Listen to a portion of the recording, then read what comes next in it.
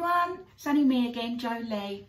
I thought today I would read you 2 chapters from my favourite book, and my favourite author is Roald Dahl, and this book is called George's Marvellous Medicine. Are you ready? This chapter is called The Cook-Up. In the kitchen, George put the saucepan on the stove and turned up the gas flame underneath till it was high as it would go. "George!" came the awful voice from the next room. "Is it time for my medicine?" Not yet, Grandma," George called back. "There's still 20 minutes before 11 o'clock. "What mischief are you up to in there now?" Granny screeched. "I hear voices." George thought it best not to answer this one. He found a long wooden spoon in the kitchen drawer and began stirring hard. The stuff in the pot got hotter and hotter. Soon the marvellous mixture began to froth and foam. A rich blue smoke, the colour of peacocks, rose from the surface of the liquid, and a very frightsome smell filled the kitchen. It made George choke and splutter.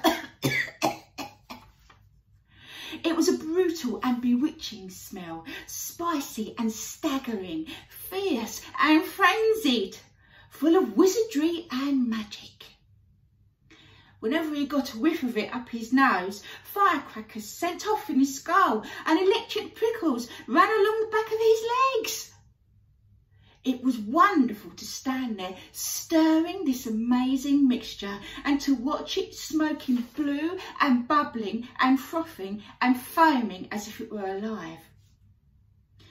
At one point, he could have sworn he saw bright sparks flashing in the swirling foam.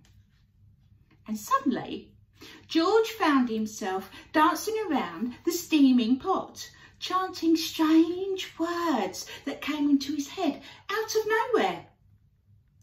"Fiery broth and witch's brew, foamy froth and witch's blue, fume and spume and spoondrift spray, fizzle swizzle, shout hooray! Watch it sploshing, watch it sloshing, watch it swishing, hear it hissing, squishing and spissing. Grandma better start to pray." This chapter is called Brown Paint. George turned off the heat under the saucepan. He must have plenty of time for it to cool down.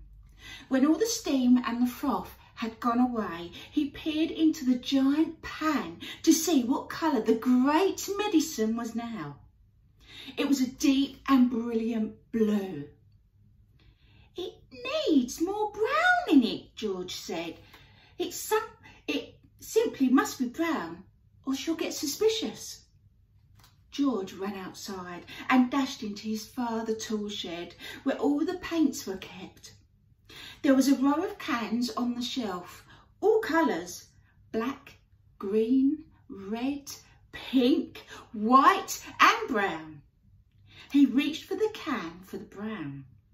The label simply said, "Dark brown gloss paint, 1 quart. He took a screwdriver and prised off the lid. The can was 3/4 full.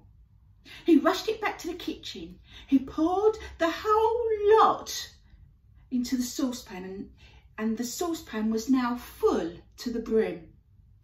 Very gently, George stirred the wooden spoon. Aha! It was all turning brown, a lovely, rich, creamy brown. Grandma would never know. "Where's that medicine of mine, boy?" came the voice from the living room. "You're forgetting me. You're doing this on purpose. I shall tell your mother." "I'm not forgetting you, Grandma," George called back. I'm thinking of you all the time, but there are still 10 minutes to go. You're a nasty little maggot, the voice screeched back. You're a lazy and disobedient little worm, and you're growing too fast. George fetched the bottle of Grandma's real medicine from the sideboard. He took out the cork and tipped it down the sink. Glug, glug, glug, glug, glug, glug. He then filled the bottle with his own magic mixture by dipping a small jug into the saucepan and using it as a pourer. He replaced the cork. Had it cooled down enough yet? He thought. Not quite. He held the bottle under the cold tap for a couple of minutes. The label came off in the wet, but that didn't matter. He dried the bottle with a dishcloth. All was now ready. This was it.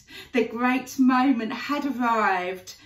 Medicine time, Grandma, he called out. I should hope so too, came the grumpy reply. The silver tablespoon in which the medicine was always given lay ready on the kitchen sideboard. George picked it up. Holding the spoon in one hand and the bottle in the other, he advanced into the living room. Ooh, what's going to happen next to Grandma? Well, I hope you enjoyed those couple of paragraphs I read, and hopefully I'll see you soon. Bye.